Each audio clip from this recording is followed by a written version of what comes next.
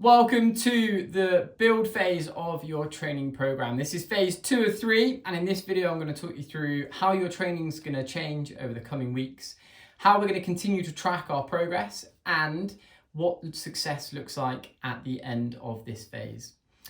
So up until now, we have focused exclusively on getting super fit in some endurance-based sessions and really strong in some strength-based sessions. Now, the overall structure of your week isn't going to change all that much. We're still going to have 2 to 3 endurance-based sessions in the form of running sessions. These are going to focus on not only your confidence and ability to run for a long period of time, but we're now going to start to learn what our threshold or target pace is going to be for Hyrox. So in those sessions, we're going to look at establishing what our sustainable pace is that we're going to apply to the Hyrox race, and then get really proficient at running at it and recovering from it. In our gym-based sessions, we're going to still see 2 or 3 of those, and to begin with, those sessions will have an all-out strength element. But as the race demands of us, we are going to see a conditioning piece that's going to weave the elements of fitness together in mixed modal workouts. EMOMs, AMRAPs, couplets, triplets, chippers are all going to be within the program. If they don't make sense now, don't worry, they will. These are different workout formats that are going to challenge you to understand your ability to pace yourself with different types of movements, just like we'll need to come race day, and keep that movement efficiency that we learn in the base phase as we start to get tired. Because again, just to reiterate, efficiency is key. Those sessions will form your week. So 3 running-based sessions, 2 or 3 gym-based sessions where we start to weave together the elements of Hyrox.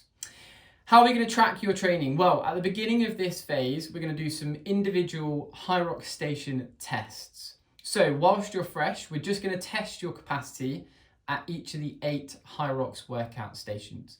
We'll then practice them throughout the phase and then test again at the end. So hopefully you'll see some progress on each of the elements. We're looking then at your ability to conserve energy and move efficiently, generally feeling more confident in our different workout styles, and ultimately getting stronger and stronger as the phase goes on with that specific strength element. In our running sessions, we're looking at a couple of things. So first of all, it's going to be your ability to find your target pace for the Hyrox race, get confident at it, and ultimately recover from it. Secondly, we're going to build on our ability to run further and faster.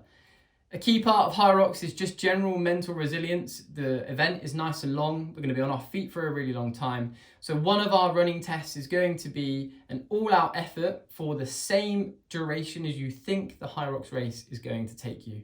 So if you think that's going to be 70 minutes, we're going to run for 70 minutes. If you think it's going to be 90, we're going to run for 90. All with the idea of you feeling confident at the end of that run that you have the capacity to push yourself for that amount of time. Last but not least, I mentioned those mixed modal workouts, those conditioning pieces.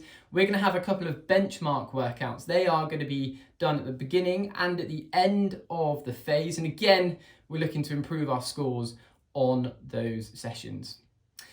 The important thing then, as we go through this phase, is that you continue to track your training, the weight that you're using, the scores that you get in workouts, time and reps, so that we can see progress in all of the repeated benchmark sessions.